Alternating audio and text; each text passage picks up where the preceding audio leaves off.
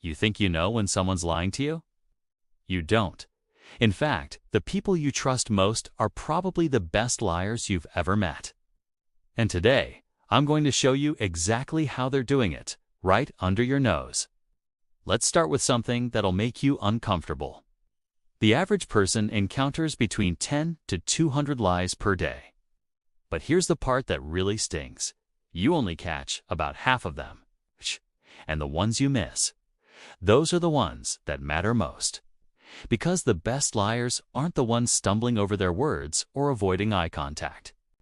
The best liars are the ones making you feel safe, understood, and completely convinced they'd never deceive you. Think about the last time someone lied to you. Really lied. Not a white lie about liking your haircut, but something that actually mattered. When you found out, what was your first thought? Probably something like, how did I not see it? Or the signs were all there, but were they? Or have you been trained by movies and TV shows to look for all the wrong things? We've been sold a myth. The myth that liars can't look you in the eye, that they fidget, touch their face, clear their throat, that their voice cracks or they sweat under pressure. And sure, amateur liars do these things. But professional liars, manipulators, people who lie as easily as they breathe, they know you're looking for these signs, so they do the opposite. A skilled liar will lock eyes with you. They'll stay perfectly still. Their voice will be steady, calm, almost reassuring. They've weaponized your expectations against you.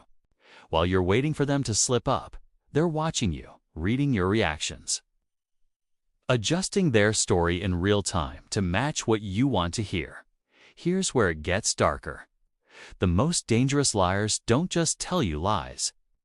They make you complicit in believing them.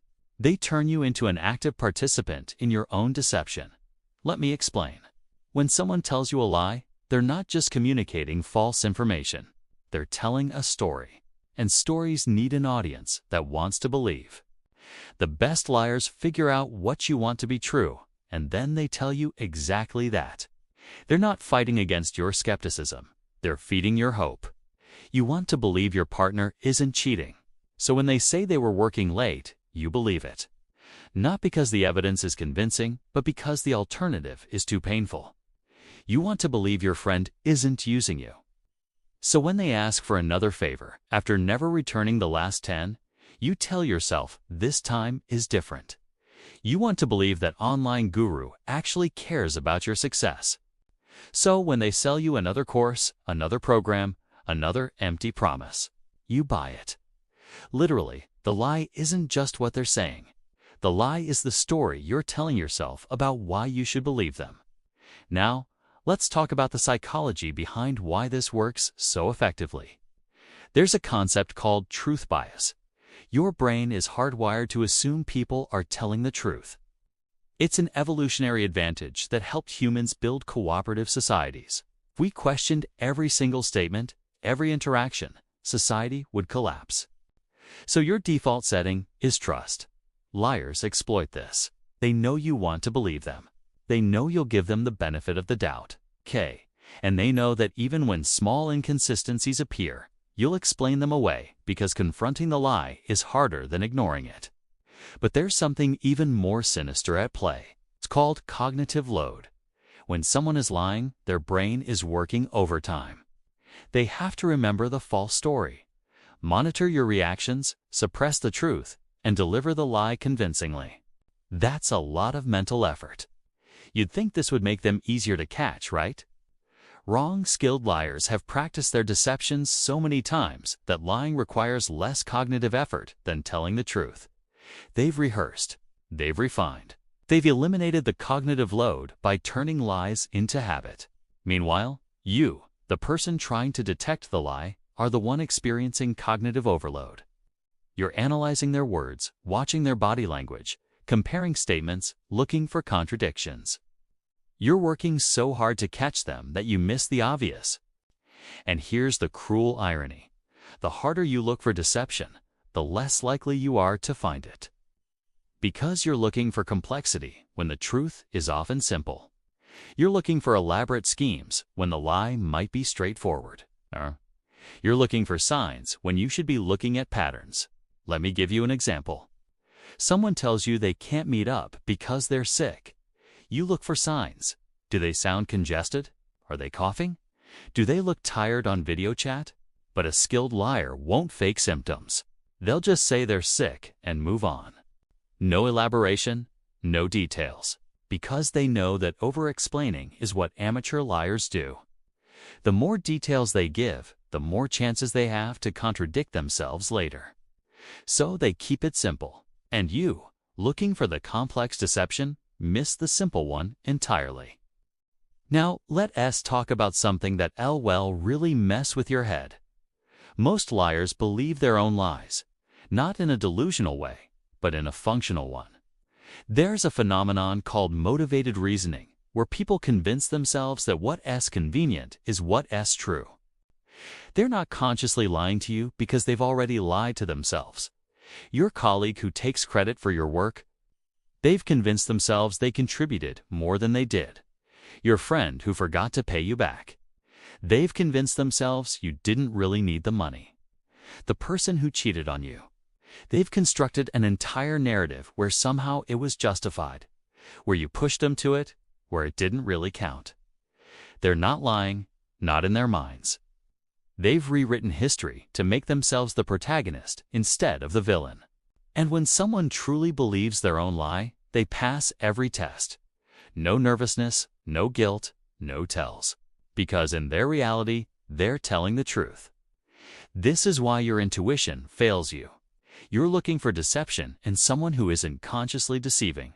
They believe it, so they sell it, and you buy it. But here's what really keeps me up at night, and what should probably keep you up too. You do this too. You're not just the victim of lies. You're also the perpetrator. You lie to yourself constantly about your habits, your intentions, your capabilities, your relationships. And you believe those lies just as convincingly as the liars you're trying to detect. You tell yourself you'll start that project tomorrow. You believe it. You tell yourself you're fine when you're falling apart. You believe it. You tell yourself that person is good for you when every piece of evidence says otherwise. You believe it. Because the truth is uncomfortable and the lie is convenient. So how do you actually detect liars when everything you thought you knew is wrong? You stop looking at the person and start looking at the pattern. Liars can control a single interaction. They can manage their expressions, their tone, their story for one conversation. But patterns are harder to fake. Does their story change slightly each time they tell it?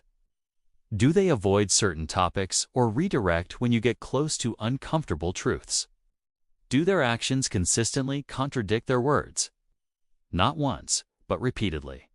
Do they create drama or chaos to distract from scrutiny? Do they isolate you from people who might question their narrative? These patterns emerge over time. And time is the one thing liars can't manipulate. They can control the moment, but they can't control the timeline. Here's your uncomfortable truth for today. Everyone in your life has lied to you. Your parents, your friends, your partners, your colleagues, and you've lied to all of them too. The question isn't whether people lie. The question is whether those lies are betrayals or boundaries, manipulations or mercies. Some lies protect, some lies destroy. Your job isn't to catch every lie. Your job is to recognize which lies matter and which liars you can afford to keep in your life. Because here's the final truth. Perfect honesty is a myth. What you're looking for isn't someone who never lies. You're looking for someone whose lies you can live with. Someone whose deceptions don't destroy you. Someone who, when caught, owns it instead of gaslighting you into questioning your own reality. The people you trust most will lie to you. They already have. The question is, are their lies something you can forgive or something you need to walk away from? If this made you paranoid, good. Paranoia and awareness are separated by a very thin line. Stay on the right side of it.